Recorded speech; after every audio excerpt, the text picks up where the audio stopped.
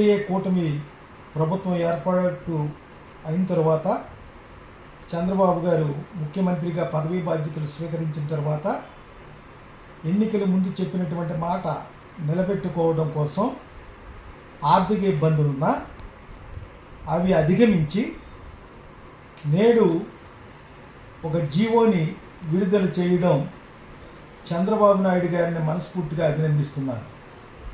ఉచిత ఇసుక పాలసీ రాష్ట్ర ప్రగతికి బాట, నెరవేరనున్న పేదల సొంతింటి కళ, ఊపందుకోనున్న నిర్మాణ రంగం. ఏపీ ప్రభుత్వం ఉచిత ఇసుక పాలసీ తీసుకురావడం అభినందించవలసినటువంటి విషయం.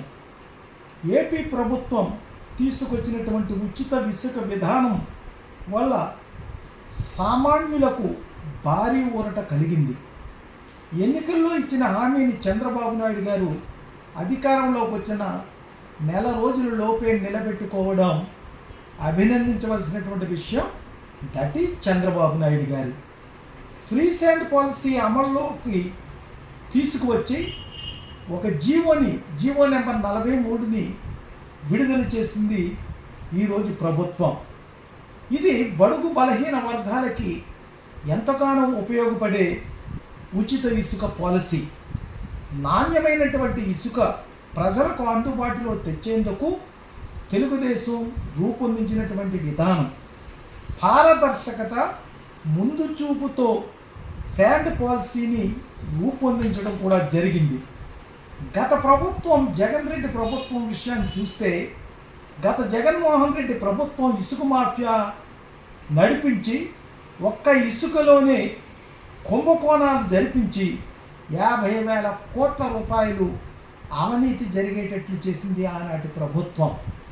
పేదలు ఇల్లు కట్టుకోవడానికి 5 లక్షలు ఖర్చు పెట్టవలసినటువంటి పరిస్థితి ఉంటే అందులో 3 లక్షల రూపాయలు ఇసుకలోకే కొనుగోలు చేయవలసినటువంటి దుస్థితి ఆనాడు ఉండేది. గృహ నిర్మాణ శాఖ సరఫరా పేరుతో 98 లక్షల టన్నులు ఇసుకను జగన్ అండ్ కో ప్రభుత్వం మింగేసింది. ఇదంతా ఆనాడు జరిగినటువంటి ప్రక్రియ.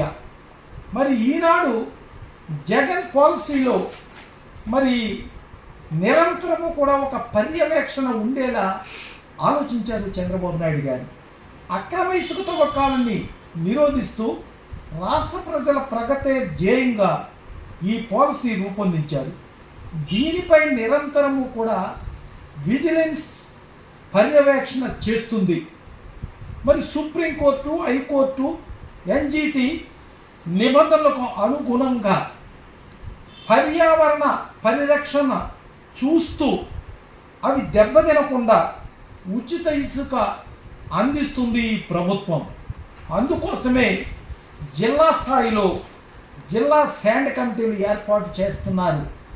జిల్లా స్థాయిలో శాండ్ కమిటీలు వేసి కలెక్టర్, జాయింట్ కలెక్టర్, అలాగే ఆర్డీఓలు, మైనింగ్ అధికారులు దీన్ని ఎప్పటికప్పుడు పర్యవేక్షించి చంద్రబాబు యొక్క ఆశయాలకు ఎక్కడ కూడా తూట్లు పడకుండా ఉచితంగా పేదవాడికి ఇల్లు కట్టుకోవడానికి ఇసుక అందించడమే ధ్యేయంగా మరి జరుగుతుంది.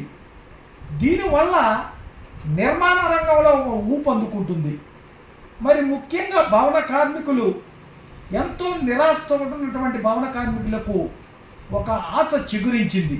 అందరికీ పని కల్పించడమే ధ్యేయంగా ఈ ప్రభుత్వం ముందుకు పోతుంది. జై చంద్రబాబు నాయుడు గారు, జై తెలుగుదేశం, ఎన్డీఏ కూటమి వర్ధిల్లాలి.